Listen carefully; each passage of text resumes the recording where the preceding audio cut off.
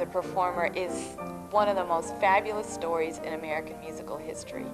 This man traveled all over the country. He was an utter troubadour, and he also integrated his piano playing with being a pool shark, and some people say as a pimp.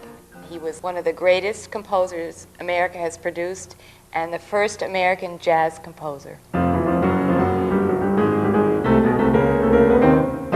His New Orleans was a combination of a very sophisticated town and almost a frontier kind of town, in that it had so many different kinds of people in it, and he was able to cross a certain gamut of different kinds of personalities. And I think that that's also reflected in his music. I think that one of the things that makes his music as sophisticated as it is that he himself was a man of extraordinary sophistication.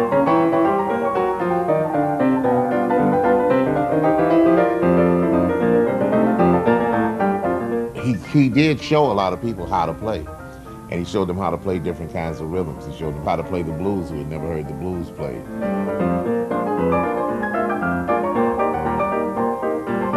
There are a lot of things that he plays in there that if I were learning how to play jazz piano, I would definitely learn. Well, why don't we listen to Shreveport Stomp from the beginning on the audio recording before we start editing. The first time I believe anybody has tried to go in and try to take one person's performance style from audio recordings and apply it to piano roll material, which is actually data we have stored in a computer. I mean, in a certain way, we actually hear Jelly Roll playing his music better than the people who heard it when it came out. It puts us closer to him and the music as he played it. I'm sure if Morton were alive and heard that, he would be greatly shocked at how close it probably sounds to the way he actually played.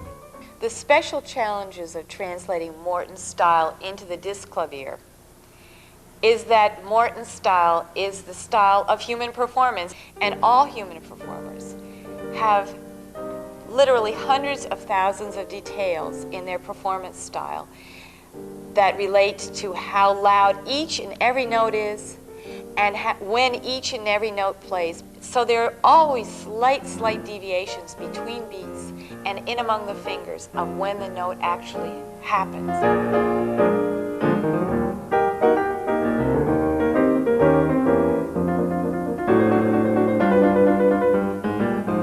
Gotta shove the notes around so it's more like what he played. Because he played all these glissandos in some ways similarly, because just the configuration of his hands and the way he approached it. The musical materials that you get on the piano rolls are unique because he was able to expand the musical structures beyond what he did on his audio recordings, his old 78s. So when you hear our recording with these expanded structures where we have tried to restore his performance style to the rolls, you're hearing a musical experience. You're getting a musical experience, a piece of music from Morton that you've never heard before.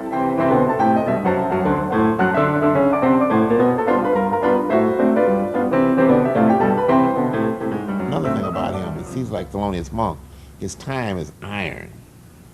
You know, if he sets a tempo, that's where he plays. He's got a real command of tempo.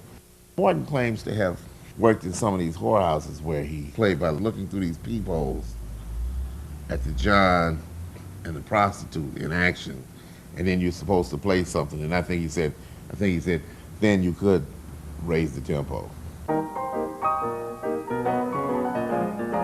He was a Creole of color, a very special group of people that were a mixed background. Jelly Roll was probably part Haitian. I believe he was probably part Indian. He was very largely white. So Morton was a product of a mixed culture that valued high art.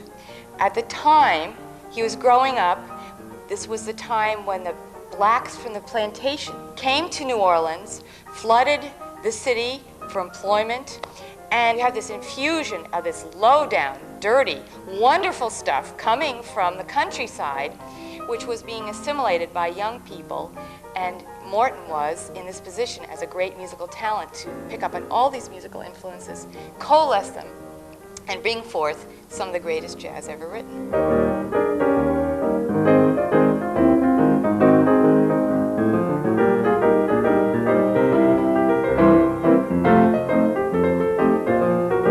From just a pure musical standpoint, he was the boss.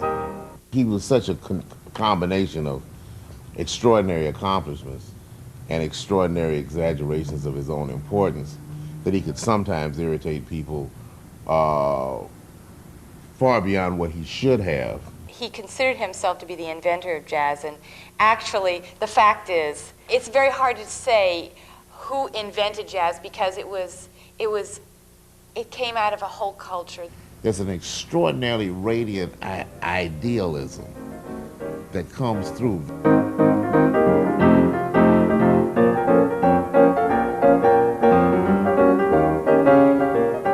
There's a part of King Porter's song that goes, boop bop, da do do do da do do do do do, boop bop, da do do do, but do do do do do. But the way he plays that on the record, oh, unbelievable.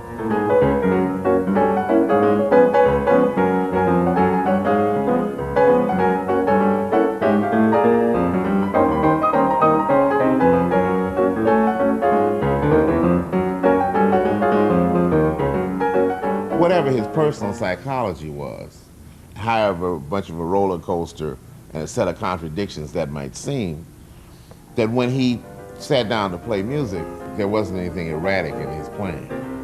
So his playing his playing is characterized by an extraordinary logic.